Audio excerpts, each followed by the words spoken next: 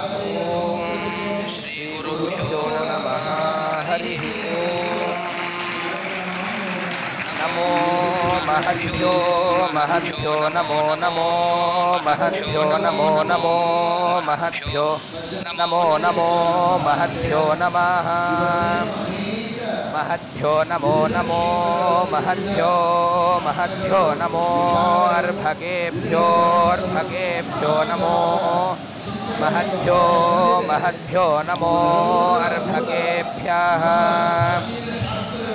महद्भ्य इति महदेभ्यः नमो अर्भकेभ्यो अर्भकेभ्यो नमो नमो अर्भकेभ्यो नमो नमो अर्भकेभ्यो नमः अर्भकेभ्यो नमो नमो अर्भकेभ्यो अर्भकेभ्यो नमो युवभ्यो युवभ्यो नमो अर्भकेभ्यो अर्भकेभ्यो नमो युवभ्यः नमो युवभ्यो युवभ्यो नमो नमो युवभ्यो नमो नमो युवभ्यो नमो नमो युवभ्यो नमः युवभ्यो नमो नमो युवभ्यो युवभ्यो नमः आशिनेभ्यः आशिनेभ्यो नमो युवभ्यो युवभ्यो नमः आशिनेभ्यः युवभ्य इति युवभ्यः नमः आशिनेभ्यः आशिनेभ्यो नमो नमः आशिनेभ्यः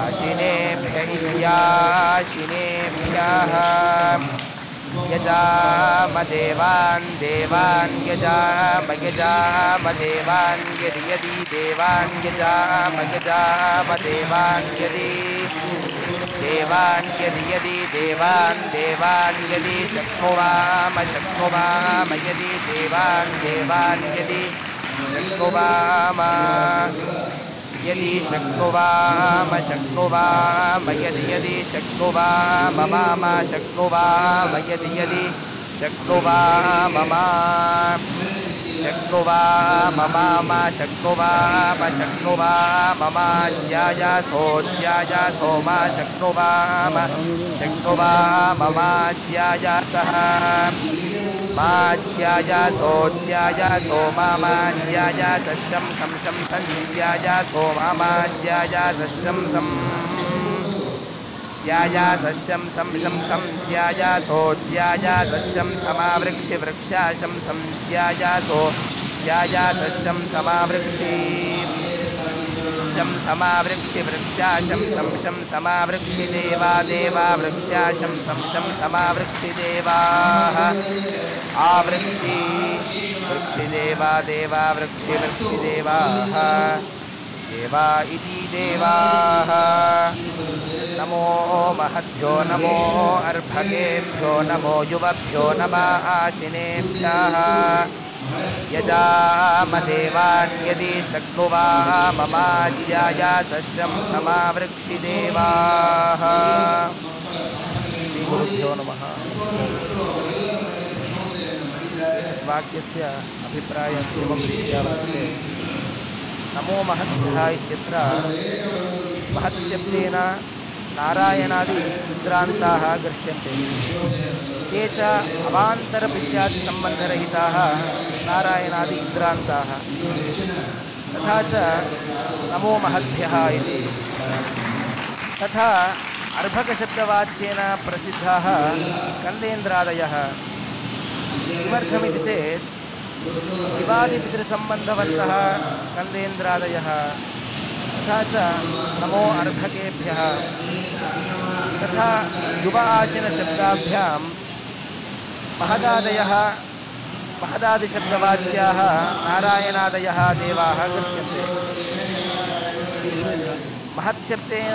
महत्शब्दवाच्यत्वेन प्रसिद्धानां तथा अर्भकशब्दवाच्यत्वेन प्रसिद्धानां नारायणादीनां स्कन्देन्द्रादीनां च युवत्वम् आशिनत्वं कथमिति चेत् भाष्ये उक्तं नाम ऋग्भाष्ये उक्तं ते एव रूपविशेषेति नारायणादयः रूपविशेषे महान्तः रूपान्तरे युवानः आशिनाश्च तथैव स्कन्देन्द्रादयः अपि एतत् प्रथमवाक्यस्य अभिप्रायः द्वितीयवाक्यमेवमस्ति यजामदेवान् यदि शक्नुवा ममाज्याय सस्यं समावृक्षिदेवाः महदादिदेवेभ्यः अस्माभिः नमस्कृतं वयं यदि यजने शक्नुवामः तर्हि यजामः शक्त्यभावेपि స్తుతిమాత్రేణ నాత్యజామః అంటే ఈ యొక్క అభిప్రాయం ఏమంటే నమో మహద్భ్య అన్నారు. అంటే మహత్శబ్ద వాచ్యులు ఎవరంటే భగవంతుణ్ణి ప్రారంభించుకొని ఇంద్రుని దాకా అందరూ మహత్శబ్ద వాచ్యులట. ఎందుకంటే వాళ్ళకు తండ్రి యొక్క సంబంధం లేనందువలన వాళ్ళంతా మహత్శబ్ద వాచ్యులు అని. మరి అర్భక శబ్ద వాచ్యులు ఎందుకు స్కందేంద్రాయుధులు అంటే వాళ్ళకు తండ్రి యొక్క సంబంధం. What if I told you that teenagers are building businesses with AI while the only AI you know is ChatGPT? Let's be real. Most people over 40 use ChatGPT. Like, it's copy, paste, ask a basic question. That's నారాయణాదులను అదేవిధంగా అర్భక శబ్దవాచ్యులైన స్కందేంద్రాదులను తీసుకుంటున్నారు.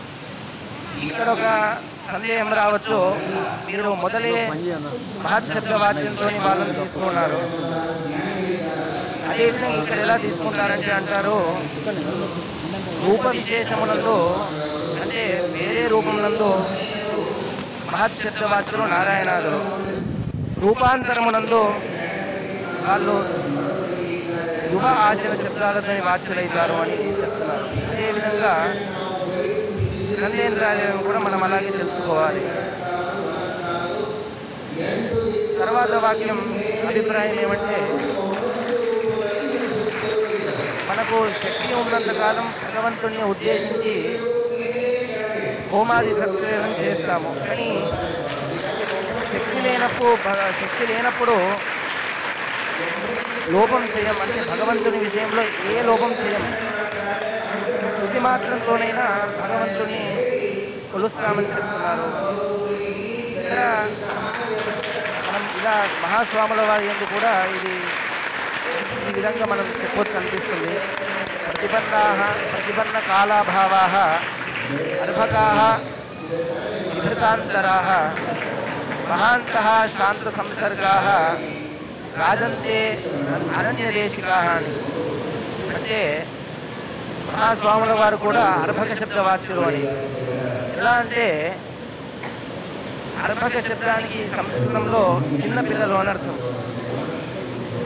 చిన్నపిల్లలు ఏం చేస్తారంటే వాళ్ళ యొక్క చేతులతోని అందరినీ ఆకర్షించుకుంటారు.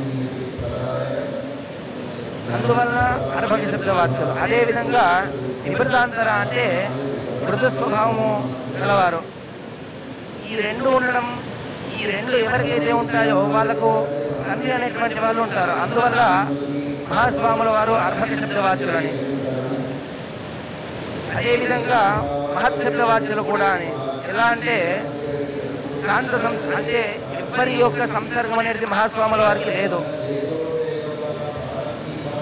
ఎలాంటి గురువులు అంటే వీళ్ళు అనన్యదేశిక. అంటే ఇలాంటి గురువులు మనకు ఎక్కడ కూడా కనిపించరు.